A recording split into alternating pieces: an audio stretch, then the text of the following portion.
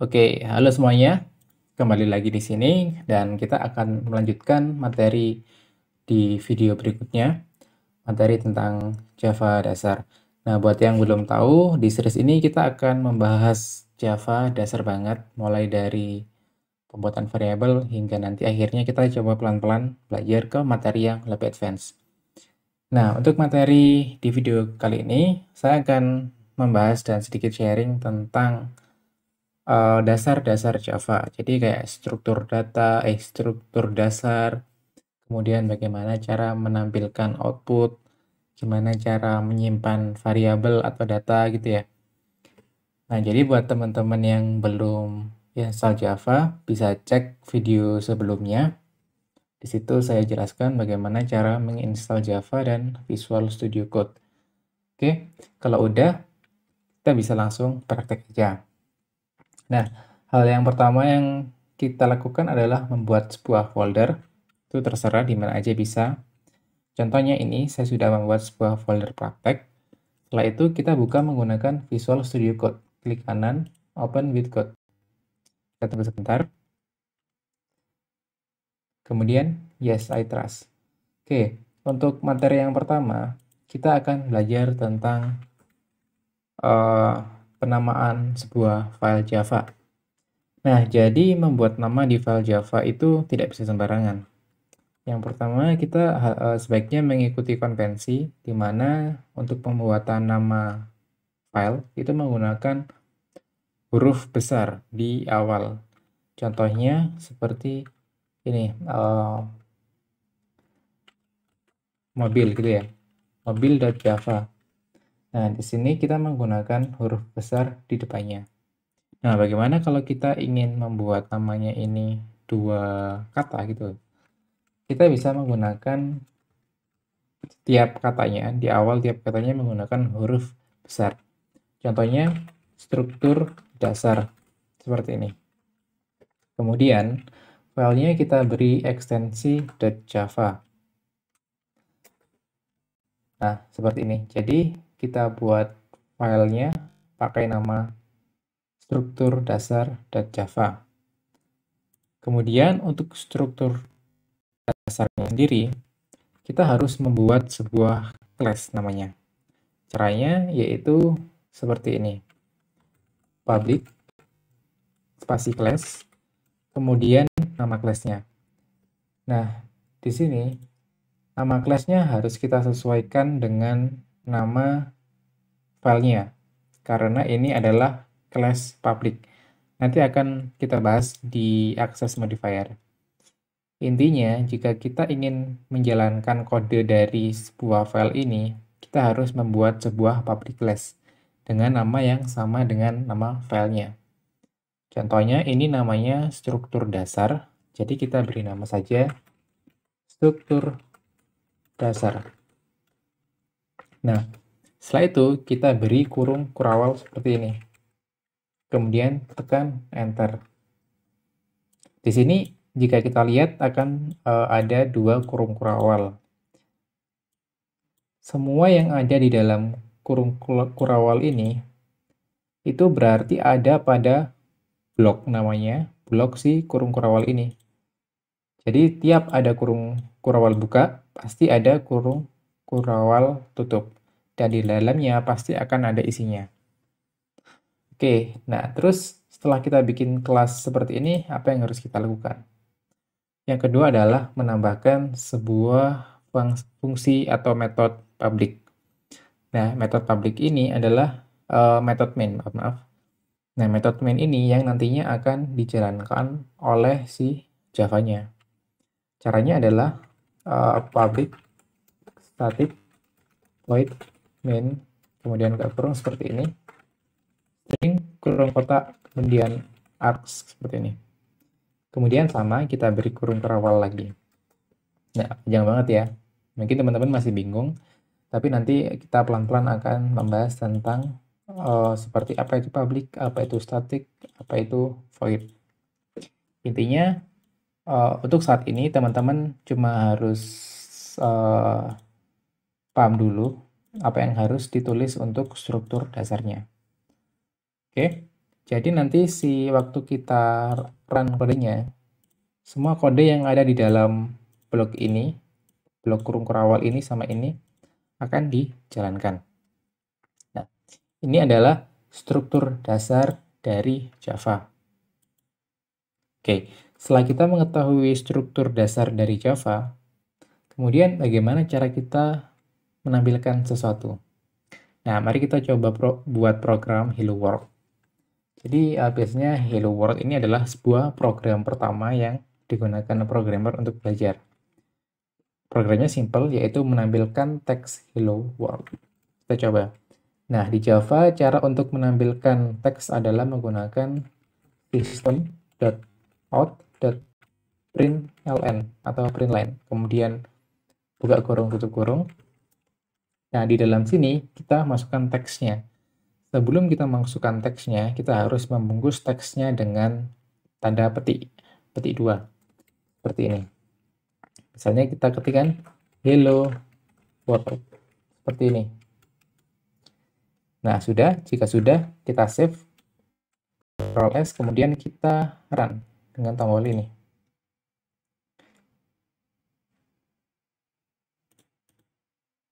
Nah, jika sudah berhasil, akan tampil seperti ini, tampil Hello World. Nah, jadi untuk menampilkan teks, kita menggunakan system.out.println. Kita coba lagi ya di sini. System.out.println. Saya suka Java, seperti ini. Kita coba jalankan lagi. Di sini. Nah, outputnya akan Hello World, kemudian saya suka Java. Nah, jika kita lihat, ini saya suka Java-nya ada di bawah Hello World. Nah, ada cara lagi supaya ini tidak di-print atau tidak ditampilkan di bawah si Hello World, yaitu menggunakan perintah print saja, tanpa ln. Ya, ini ln ya. Mungkin teman-teman ada yang error. Biasanya itu ini salah tulis, ininya dikira I besar, padahal ini adalah L. Ya. Jadi print line. Nah, kalau ini kita ubah jadi print biasa tanpa ln, mari kita coba lihat hasilnya. Nah, ini outputnya adalah satu baris seperti ini. Jadi apa bedanya print sama print line? Secara sederhananya, jika kita menggunakan print line atau print ln, tiap akhir dari teks yang kita tampilkan akan diberi tambahan enter. Contohnya ini, jika kita lihat ada satu baris kosong. Itu karena ada ln ini, jadi di enter sama si program Java-nya. Oke. Nah, itu tadi adalah cara untuk menampilkan output di Java. Nah, saya juga akan membahas tentang komen. Jadi, apa itu komen? Dalam sebuah program, mungkin kita membutuhkan suatu cara untuk menjelaskan hal apa yang dilakukan oleh kode yang kita tulis. Namun, teks tersebut kan tidak dapat kita langsung tulis seperti ini. Ini untuk menampilkan output ya. Ini nggak bisa, pasti error. Nah, gimana caranya kita biar bisa nulis teks gini, tapi nggak bikin programnya error? Kita bisa pakai yang namanya komen. Caranya adalah dengan menambahkan garis miring 2 di depannya, seperti ini. Nah, jika kita sudah menambahkan garis miring 2 ini, baris ini sama si Java-nya bakal diabaikan. Jadi langsung aja skip. Dianggap ini nggak ada gitu ya. Meskipun komputer nganggap ini nggak ada, tapi kita sebagai manusia dapat memanfaatkan ini sebagai cara untuk menjelaskan atau memberi deskripsi sebuah program. Karena nantinya kita kan bikin program nggak sendirian. Kita harus kolaborasi sama orang lain. Dan nggak semua orang itu bisa langsung paham tentang apa kode yang kita tulis. Kita bisa menggunakan komentar ini. Atau mungkin kita juga ingin secara sementara menghapus sebuah kode. Jadi bukan menghapus ya. Kita misalnya nggak perlu Hello World ini, tapi kita mau pakai lagi nanti. daripada kita hapus gini ya, kita cut, kita taruh di mana gitu, kita bisa aja langsung komen kayak gini. Kita komen ya. Jadi kalau kita save waktu kita run, outputnya hanya saya suka Java. Yang hello world ini nggak dijalankan karena udah di komen sama Javanya, dibiarin, diabaikan gitu. Nah, komen di Java itu ada dua jenis. Yang pertama single line comment, yang kedua itu multi line comment. Variabel tanda garis miring 2 ini adalah single line comment. Jadi komennya untuk satu baris saja. Tapi gimana kalau misalnya kita punya beberapa baris gitu ya. Misalnya ini pesan lain, ini lain juga. Nah, kita bisa misalnya di tiap baris kita beri garis miring 2. Tapi ada juga cara lain menggunakan multi-line comment. Caranya adalah kita hapus dulu semua ya. Di awal teks yang ingin kita komen, kita gunakan garis miring tanda bintang seperti ini. Kemudian di akhir baris yang ingin kita komen, kita tambahkan juga tanda bintang garis miring seperti ini. Nah, ini disebut multi-line comment. Ini bisa juga kita tulis seperti ini biar lebih rapi gitu ya. Nah, ini namanya multi-line comment. Oke, kita kasih nama ini multi-line comment. Kemudian ini single line comment. Nah, oke. Selanjutnya kita akan membahas tentang variabel. Nah, di sini saya buat file baru aja ya, biar terpisah. Ini adalah variabel Java. Oke, di sini udah. Kemudian kita tambahkan public void main string args. Nah, sebelum kita membahas tentang variabel, apa sih sebenarnya variabel itu? Jadi, secara sederhana, variabel itu adalah sebuah wadah atau tempat untuk menyimpan data. Jadi, contohnya kita punya apel. Nah, gimana cara naruh apel itu? Kita kan butuh keranjang. Keranjang ini yang dinamakan variabel.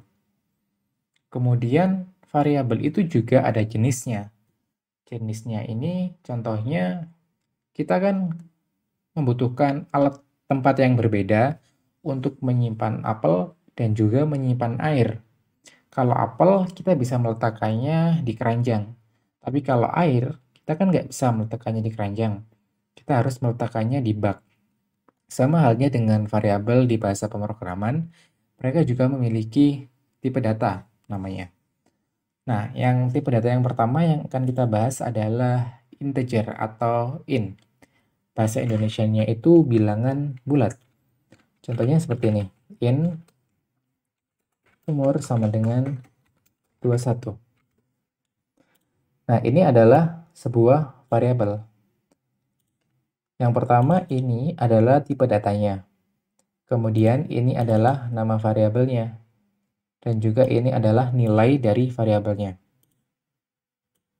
Ingat ya, int itu integer atau bilangan bulat. Bilangan bulat adalah angka seperti ini yang tidak memiliki nilai desimal atau koma. Oke, kemudian ada juga tipe data double dan float. Nah, kemudian gimana kalau kita mau nyimpen angka tapi ada komanya? Misalnya kita mau nyimpen apa ya? Nilai gitu ya. Nilai tapi yang ada komanya. Misalnya nilainya itu 97,5.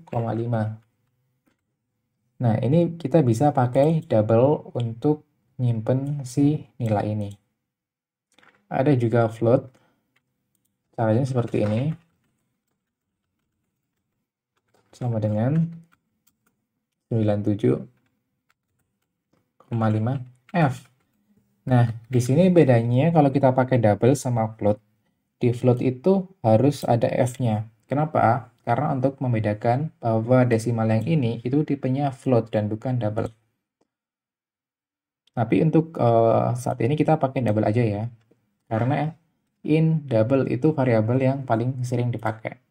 Nanti tergantung kebutuhannya sih. Itu teman-teman bisa coba googling sendiri perbedaan dari double float itu apa. Sebenarnya di integer juga ada beberapa jenis, teman-teman juga bisa googling sendiri untuk lebih detailnya. Oke, jadi kita ulang lagi ya. Ini adalah sebuah variabel. Variabel digunakan untuk menyimpan nilai. Nah, pada baris ketiga ini, saya membuat variabel dengan nama umur, dengan tipe data integer, dengan nilai 21. Jadi variabel umur itu bernilai 21. Kemudian ini saya juga membuat variabel nilai dengan tipe data double atau bilangan desimal dengan nilai 97,5. Oke. Kemudian kita coba lagi bikin sebuah variabel, tapi kita butuh untuk menyimpan sebuah teks. Teks seperti misalnya nama gitu ya. Kita bisa pakai variabel menggunakan tipe data string. Kemudian nama variabelnya apa? Ini bisa kita tulis nama misalnya. Kemudian sama dengan ini untuk menentukan variabel ini nilainya apa. Kemudian ketik, kemudian namanya, kemudian nilai variabelnya. Contohnya di sini Tio. Nah, kita sudah membuat sebuah variabel dengan nama, dengan tipe data string, dengan value atau nilai Tio. Kita lihat di sini S-nya beda sendiri ya, ini S-nya besar. Jika in double itu depannya kecil, I-nya kecil, D-nya kecil, sedangkan S itu besar sendiri. Kenapa begitu? Karena di Java itu ada dua jenis tipe data. Yang pertama tipe data primitif, yang kedua ada tipe data referensi. Nah, itu akan kita bahas ke depannya. Oke, setelah kita bikin variabel, apa nih yang bisa kita lakuin setelah kita bikin variabel? Nah, kita bisa ambilin aja misalnya. Di sini tadi kan waktu kita nyoba run hello world, itu kan kita langsung tulis nilainya di dalam sini. Kalau kita ingin nampilin nilai dari variabel ini, kita juga bisa pakai yang system.out.println tadi. System.out.println. Kemudian kita tinggal masukin nama variabelnya di sini.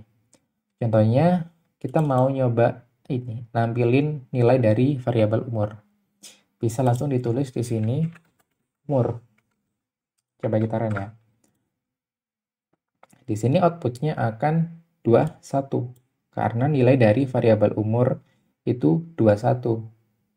Sekarang saya coba yang nilai. Kita coba run.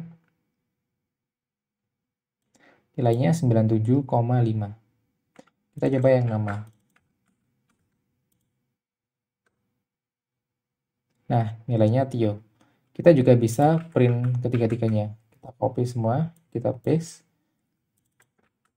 Kita masukkan di sini. Jadi system.out.print umur, system.out.print nilai, system.out.print nama. Kita coba run. Nah, semua datanya sudah tampil. Oke, saya rasa itu aja untuk video kali ini. Nanti di video kedepannya kita akan membahas tentang bagaimana cara kita mendapatkan masukan atau input dari pengguna.